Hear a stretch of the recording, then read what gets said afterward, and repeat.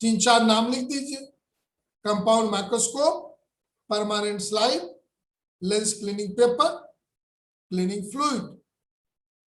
फिर जिसकी मैं चर्चा कर रहा था, जिसका सबको ज्यादा इंतजार होता है, ये है दुल्हन। देख लीजिए, पहचान लीजिए इसको। इसी को पहचानना है। ये आपके किताब वाला डायग्राम नहीं है।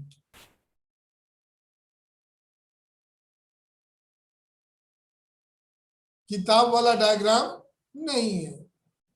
तो इस डायग्राम को, और ऐसा भी डायग्राम जरूर नहीं कि मिले आपको, ये भी मैं गारंटी नहीं लेता। लेकिन हाँ, कुछ ये वाला स्ट्रक्चर जो दिख रहा है ना, ओवेरियन फॉलिकल वाला, इस स्ट्रक्चर को पकड़ करके आप ओवरी पहचानिएगा। इस स्ट्रक्चर को देख करके आप ओवरी पहचानिएगा।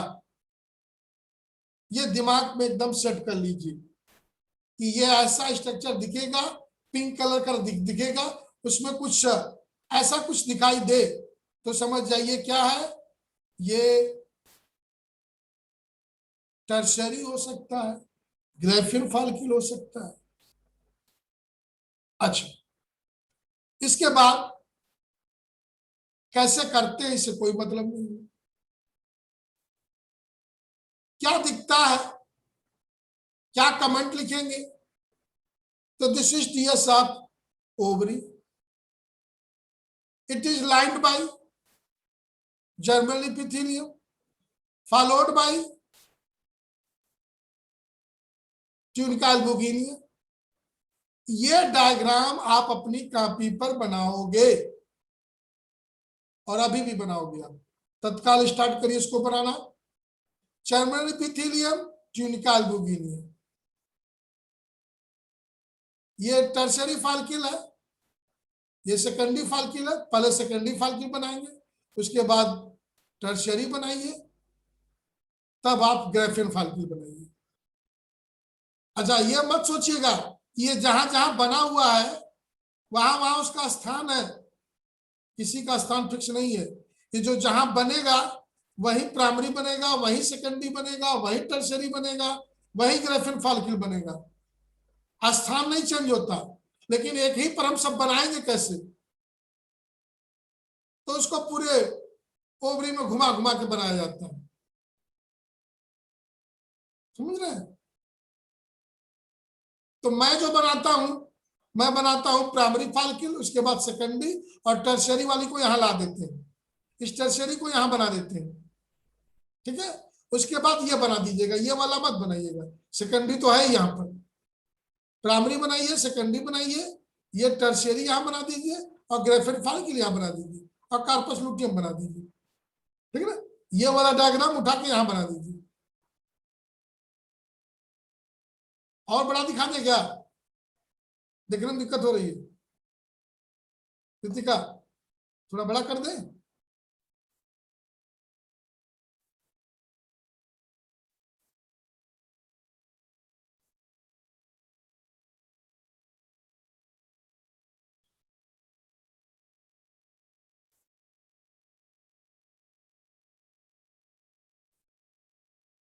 बनाइए साफ साफ।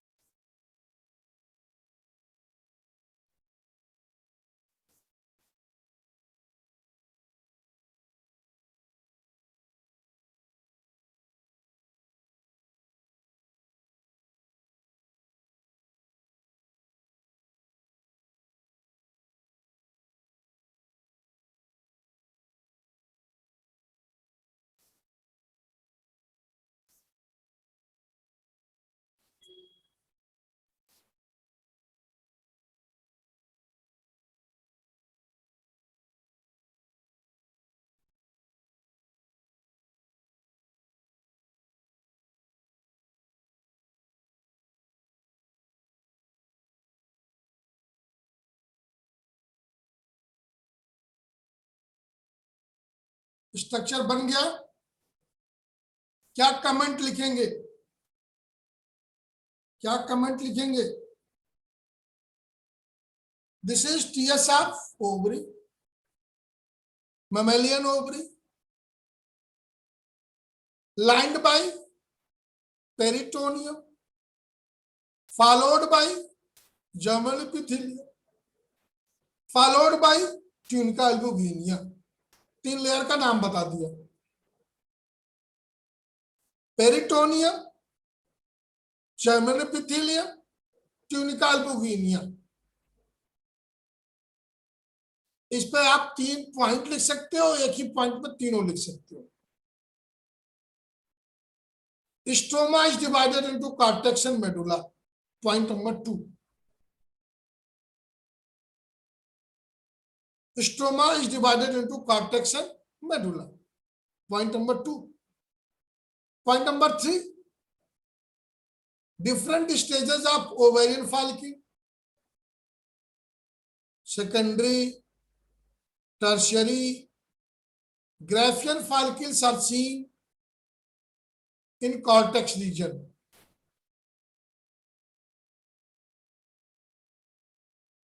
Carpus luteum is seen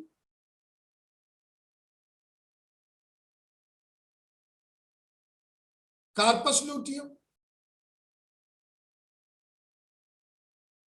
corpus albicans are seen. इसके बाद लिख सकते हैं ovarian follicle develop, ovarian follicle develop under influence of FSH। ovarian follicle develop under influence of FSH।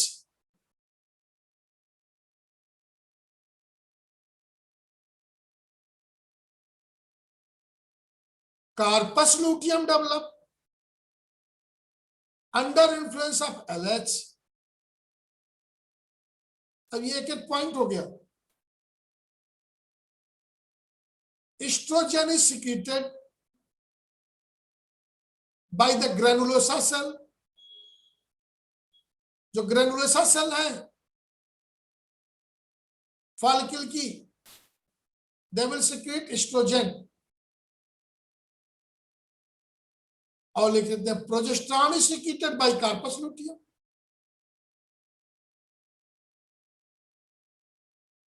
और एक ये भी लिख सकते हैं corpus luteum is maintained by the LH hormone. ये LH जो है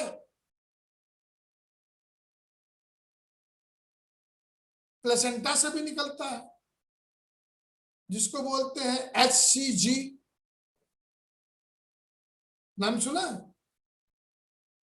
ह्यूमन कोरियोनिक गोनेडोट्रोपिन। कोई महिला प्रेग्नेंट हो, उसकी प्रेगनेंसी का टेस्ट करते हैं HCG को डिटेक्ट करके। HCG detected, if HCG is present then महिला is pregnant। तो जो प्रेगनेंसी टेस्ट है वो HCG से होता है। मतलब प्लेसेंटा बन गया कि नहीं, प्लेसेंटा से निकलने वाला hormone that maintains corpus luteum.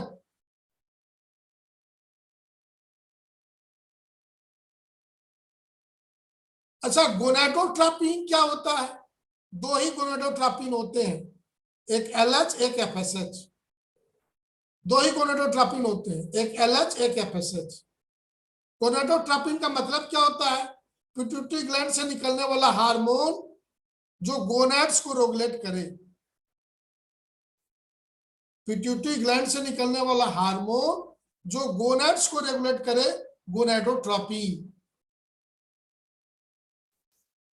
तो ह्यूमन कोरियोनिक गोनेडोट्रोपिन HCG। अब कोरियोन, कोरियोन क्या है? ये फीटल मेम्ब्रेन है that takes part in formation of placenta. Basically fetal membrane 4 होती हैं,